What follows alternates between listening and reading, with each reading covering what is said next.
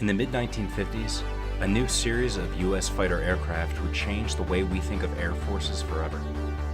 Designed to carry the latest technology, have greater speed, farther reaching range, reach higher altitudes, and touch things we could only reach in our dreams.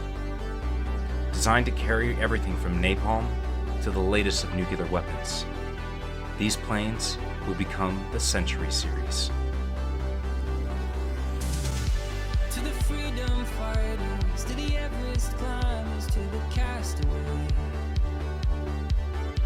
to the midnight riders, to the spark igniters, I am on my way. Let it be said and let it be known, he who is free is never alone. The path before us, the world behind us, I'll wait for you there.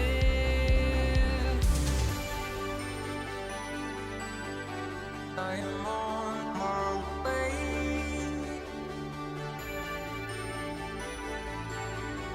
I am on my way. To the lost ark raiders, to the lion tamed.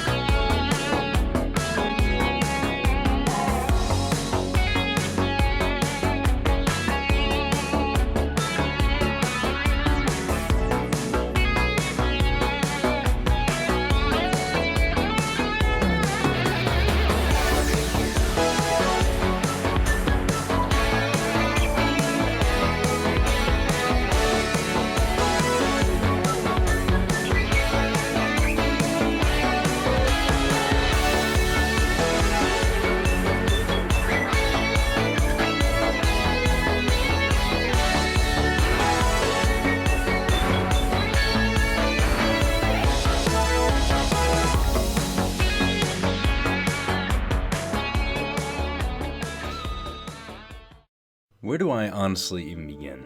There are a few planes that I can recall that have impacted me so much as the F-106. Mostly due to my little book of planes that I had growing up as a kid.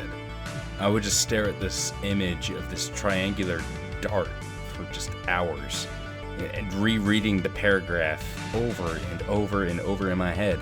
It was this aircraft, along with the B-58, that really got me into aviation, and really Cold War history in itself. But enough rambling. You came here for history, and I'm so sorry it's taking me so long to get this episode out.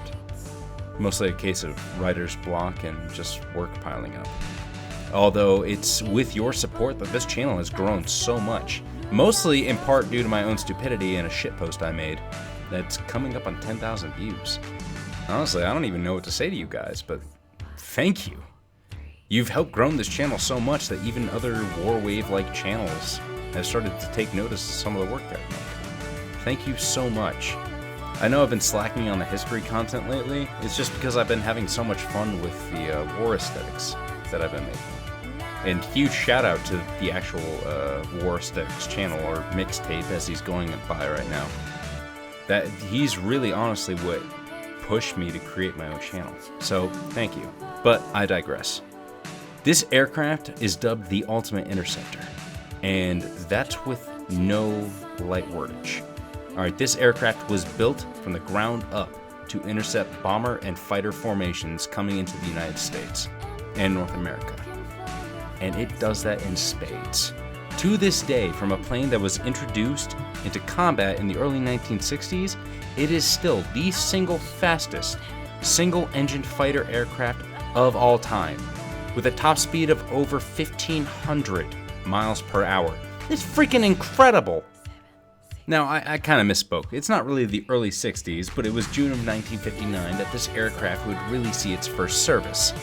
And yeah, fuck it, potato, it's pretty freaking close. That's halfway through 1959. Much like the F-102 before it, the F-106 was an improvement upon the original design. But there were so many changes to this aircraft that it no longer shared basically anything in common with the F-102. Just the overall profile and the delta wing, so honestly, what the hell am I talking about? It shares a lot in common, except the F-106 actually worked. Now, a lot like the F-102, the F-106 was an interceptor design at heart. And I'm going to be quoting militaryfactory.com here for a second, because they're honestly one of my favorite sites of all time, and they deserve a bit of love. So, like the F-102, the F-106 was an interceptor designed at heart. It was built for speed and deploying missile weaponry from an internal weapons bay within the range of a target. The F-106 was typically fielded with 4 of the AIM-4 Falcon air-to-air missiles, developed by Hughes Aircraft, which we all know were absolute garbage, but hey, we all gotta start from somewhere. And also cleared for carrying the AIM-26 Falcon nuclear missile, as well as the Air-2 Genie unguided air-to-air rocket. Now, the Falcon was actually a guided Genie, more or less. More to that in a future episode. The only exterior feature was a pair of fuel drop tanks underneath each wing for extending the operational range. And for a time, no internal gun was instituted, so close-range combat was not possible. Now, we will touch on this a little bit later. The F-106A was followed into the service by the F-106B, a 2-seat conversion trainer variant which retained its combat capabilities, because what good is a trainer if I can't kill commies with it? Honestly, it's worthless. Get it out of here. It's trash. It's fucking trash. Right. The student and instructor were seated in tandem, forcing a redesign of the forward fuselage, as the F-102 or the TF-102 trainer series prior. These modified forms were produced to the tune of about 63 units. So not many. You didn't need a lot. The F-106C was one of the series of proposed F-106 variants. This particular mark was to house the massive AN/ASG-18 radar in a length and an enlarged nose cone assembly. The F-106D would have been the 2-seat version of this production model. Both were ultimately canceled in September of 1958. The F-106X was another forgotten developmental mark, which was intended to compete with the Lockheed F-12. Now, the Blackbird itself will be an entirely separate video, but it was originally intended to become what would have been the fastest interceptor ever freaking created. More to follow in a separate video. The F-106E was another proposed F-106 variant that came to naught, intended to be an improved production form. The 2-seat version would have taken the F-106F designator, though neither were eventually used. NASA was also granted the use of 2 modified F-106B production models under the designation of the NF-106B for research until they were finally retired in 1991. In practice, the F-106 performed admirably, and our pilots enjoyed their time spent in the cockpit. Hot rod is its truest form. The technologically laden aircraft was not without fault, however, for her advanced MA-1 fire control system proved meddlesome throughout her career, despite numerous attempts to write in software and functionality. Her ejection seats were probably one of the biggest design flaws in its early states. These seats proved quite fatal to her early pilots, killing all 12 in their respective attempts. Additionally, the F-106 saw extremely limited production figures when compared to the 1,000 F-102s delivered, and they only ever served within the Air Defense Command section of the USAF prior to be delivering to the Air National Guard. None ever saw combat, unlike the F-102, which served unsuccessfully in Vietnam. Although for a time they were stationed in Europe, Iceland, Alaska, and South Korea. At its peak usage, the F-106 stocked some 13 American interceptor squadrons versus 26 for the F-102. Attempts to better the aircraft were made through various upgrade initiatives. However, the success of the excellent McDonnell Douglas F-4 Phantom soon ended any future hope concerning the F-106 series, for it proved the better platform in nearly every conceivable form. Wartime experience also in Vietnam proved that several requirements that the F-106 lacked, including that of an excellent cockpit visibility, broadened weapons carrying capabilities, and of course, an internal gun. would end up leading to Project Six Shooter, a project towards 1967-1968 that would equip the F-106 with the excellent M61 Vulcan 20mm cannon with an onboard magazine of 675 rounds. Now, the US learned the hard way in Vietnam. You cannot build a fighter aircraft without a gun. It never works in the end. And those who would tell you otherwise, be damned, and straight to hell. If you're going to close with an enemy, you need a gun, because these biceps are too close for missiles. Just kidding, they're tiny. It's a Top Gun thing, not too close for missiles. I digress. Basically, they outfitted the F-106 with a Vulcan, and it proved quite successful. So be it for the missile war, in quotations, that the US war planners thought up of. But we all know that technology far advances that of the grasp of men. So, let's get back to it.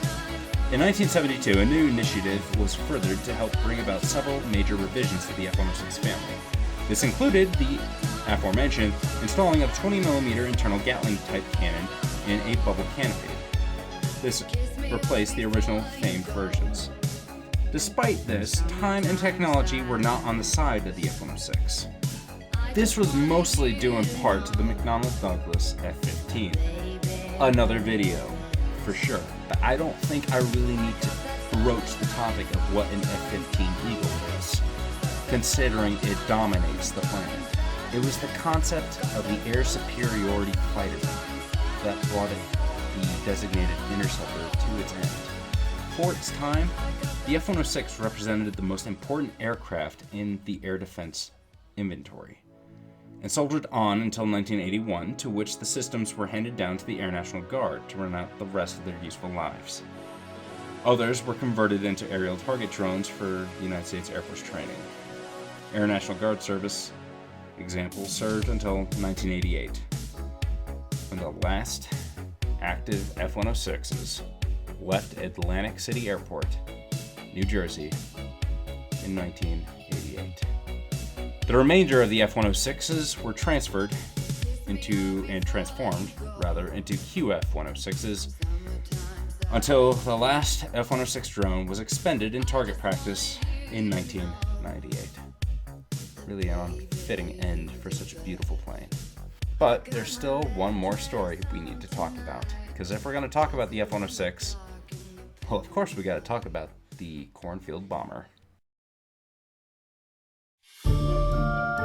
Someone named it the Cornfield Bomber, and not being a bomber and not being in a cornfield, it's interesting that it was named that. I don't know who named it that, how it got that name. It should be the Wheatfield Fighter, but I guess it sounds a little catchier, I guess, to be the Cornfield Bomber.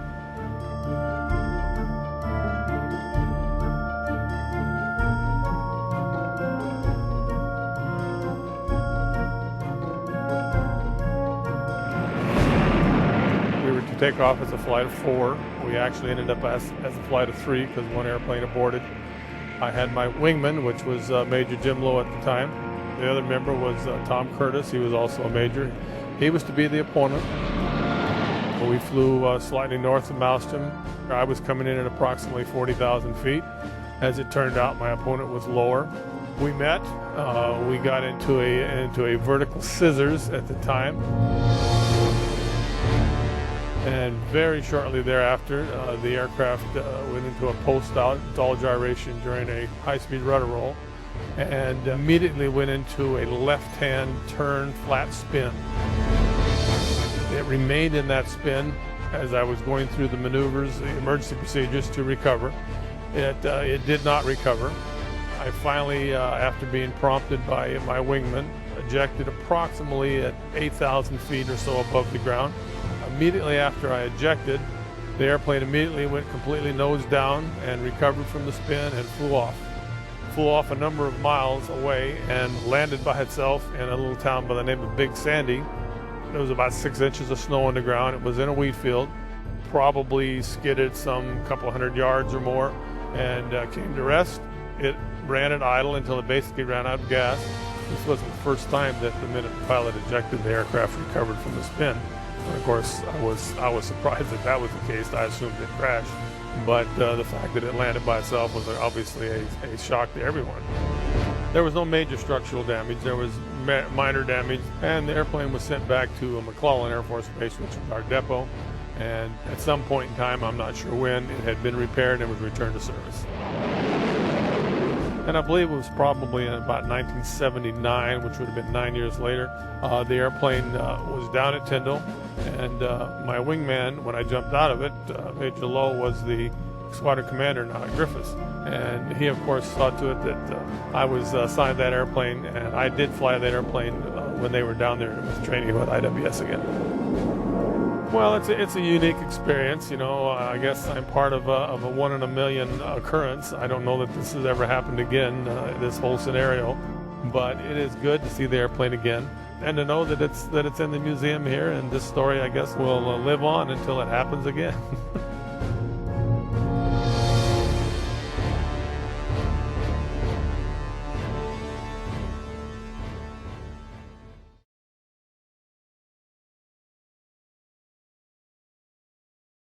Guys, thank you so much for joining and participating with me on this 6-part miniseries, the Century Series. It means so much that you all stay engaged with me and actually give a shit about the content I'm making. So, once again, thank you for this amazing journey that we've gone through, and here's to the future, because I got more ideas swimming around in my head, and I want to get them into video format. So, once again, this is Alice, signing off on the Century Series. Thank you all so much for joining me. And I'll see you all again in the next video. I